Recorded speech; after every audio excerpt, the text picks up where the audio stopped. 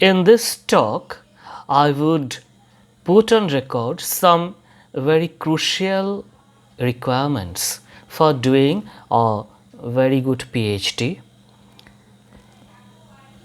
First thing that we have to keep in mind is that for all practical purposes, PhD is the highest degree in academics. I said practical because theoretically DLET or DSc are considered still higher than PhD, but these are not requirements in most institutions globally. The requirement is that you should have a PhD. So for all practical purposes, PhD is the highest degree that one can achieve. Then what does it entail? Here I would like to say again a very crucial thing. If you remember that, because I am addressing the beginners, if you remember that your PhD will definitely be different from what has been going on in our part of the world, especially in the subcontinent, not only India. There are very great institutions and excellent PhDs, but by and large, what many of the scholars are doing due to lack of knowledge, for which I am giving this lecture, is that they are producing compilation of existing works in the name of PhD. Please remember, PhD is not a compilation of existing works. That is the business of some almanac or encyclopedia or that kind of thing. It is not a putting together of summary of hitherto existing work in a file. If you remember this single most important point, then definitely you will do something. So, corollary to that, this is what PhD should not be. That is, it should not be a compilation or summary of existing works in a field, which unfortunately many students do. So, though they get the degree, the things that they produce are far from satisfactory. So, then what it is? I said what it is not, then what it is. So, globally, PhD is recognized to be an original contribution to knowledge. That is, you have added something to the already existing body of knowledge, definitely in a narrow area. You cannot add on every part of every knowledge that exists. All right. So, the 3 points that I have said till now: one, PhD is the highest degree. Secondly, this is not a compilation of existing works. Thirdly, this must be an original contribution to knowledge. So, for that, the fourth thing is that you have to search what has already been done in an available area or domain and then go forward, all right. So, that is known as survey of literature loosely. The different fields may have different terminologies. So, for example, if you want to do a PhD in philosophy, suppose say interlacing between Christianity and Buddhism. So, you have to look up the works that have been done on this area or in this area, and then from that mark out how you will be different from that. But generally, what do bad PhDs do? They find out the works that are existing and then they make a summary chapter wise, and that is their PhD. Please do not do that. I am repeating.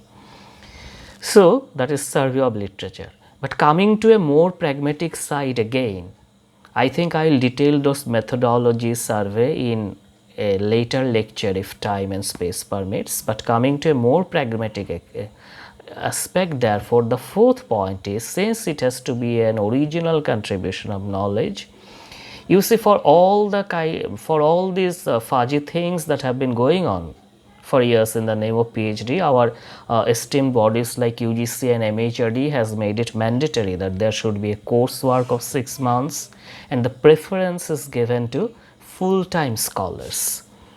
It is always better that people devote their full time and energy to PhD. From here comes my fourth point.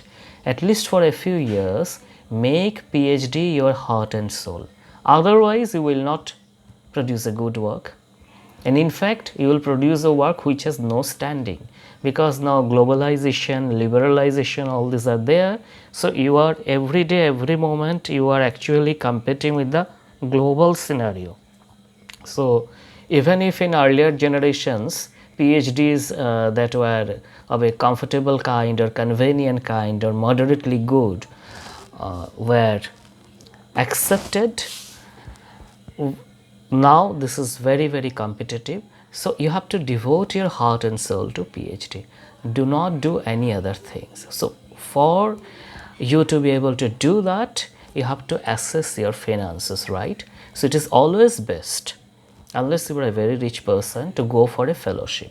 We have JRF, for example, Junior Research Fellowship given by UGC in Humanities.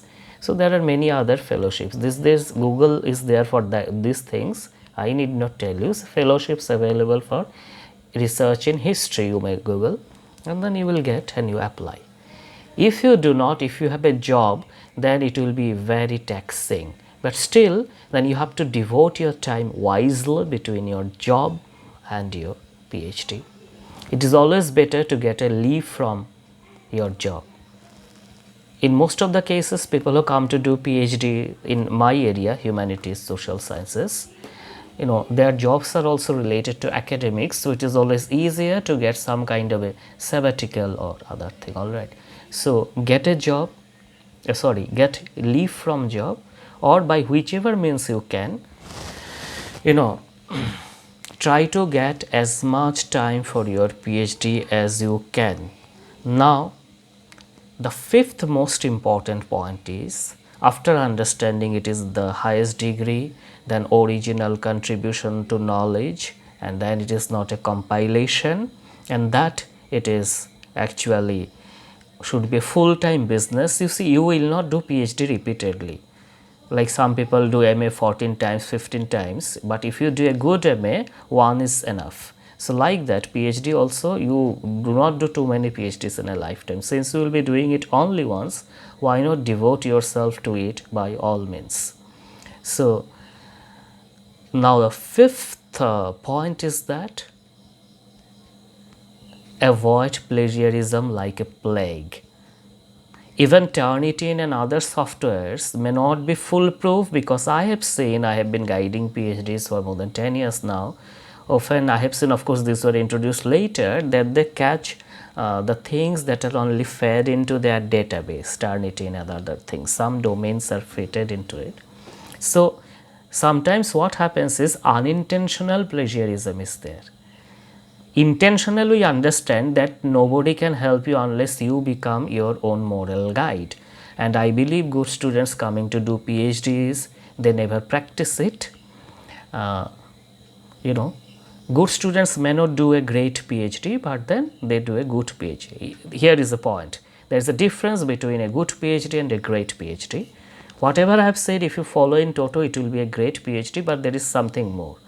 If you want, you write in comments, then I will tell you. I want some responses, because I am not doing this thing for any financial gain, any commercial thing, but spread of knowledge, and improvement of quality, of education, a contribution to the nation, as our Prime Minister and other people keep saying. So, if you want to really know how to make your PhD a great one, not a good one, so you write in comments, then I will make another one anyway.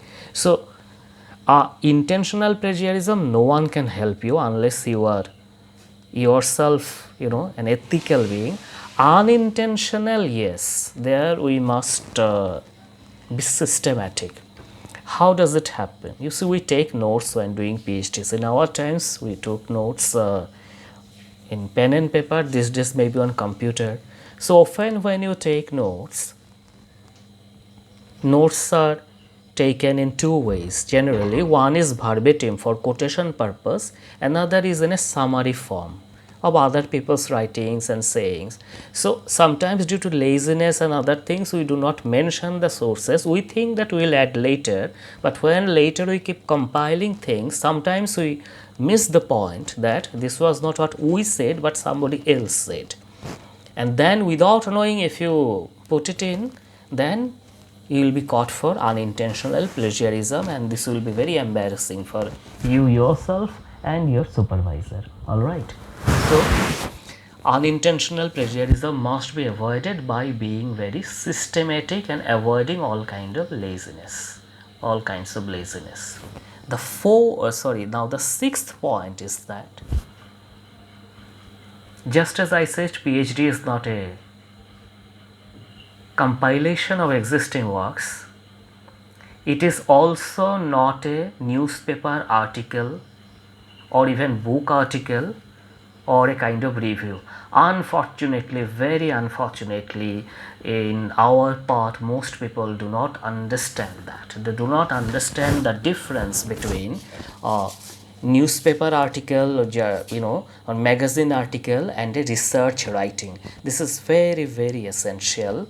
And to know that, you have to read the esteemed journals in your areas, not the journals brought out overnight for promotions and all by a few people getting together, like doing sudden some puja or bihu, that kind of thing. So in English studies, for example, MFS, modern fiction studies, critical inquiry, or there are this Wasafiri, Kunapipi, interventions. These are the top journals. So you should read these, you know then you will know how it is different from an article in Times of India, or Assam Tribune and all that. One major difference is book articles and newspapers, even if they write well, there is no referencing, hardly any. You check any newspaper, you will not find any reference. There will be some integrated information into the body, but then no reference. But a research paper has to be referenced throughout, whether individual research paper or a PhD or MPhil. All right, this is the main difference, because sometimes in some newspaper articles also, I am not weighing them down, some people write very good things. Or why newspaper, even books? One person I admired the most, a great scholar, Niraj Chaudhuri, he has written much more original things than many PhDs put together. But since he was not trained in research writing, these are not well referenced and they do not count as research work, which was his intention. He did not want his books to be counted as a pleasure reading. He said that his main intention in writing the autobiography of an unknown Indian was to basically contribute to the history of India, history of the British in India, or Indian history. So, in referencing, there is this great difference between a newspaper article, book article, and research writing. So, for that, you must know your style sheet very, very well. There are quite a few established style sheets for different kinds of research writing. In arts, humanities, and social sciences, we generally follow either the APA, American Psychological Association, or MLA. In English departments in India, we mostly follow the MLA, Modern Language Association's Handbook.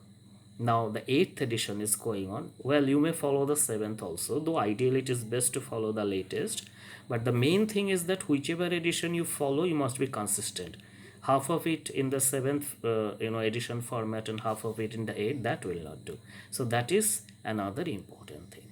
So going again serially, the first point is it is the highest degree. Second, it is not a compilation of already existing works, which may be your takeoff point as literature survey, but it is not your research. Then thirdly, original contribution to knowledge. Then the fourth point that I have spoken, that you must devote your full time to PhD, and then for that you choose your guide also wisely, and the university or the department, that was not said, because all kinds of books or materials may not be available in all places. Then the fifth very important point is balance between your job and PhD. In fact, that is the time factor. And the sixth point is style sheet. So these are some of the crucial things for doing a PhD in general. Later I'll talk about particular things. Thank you very much.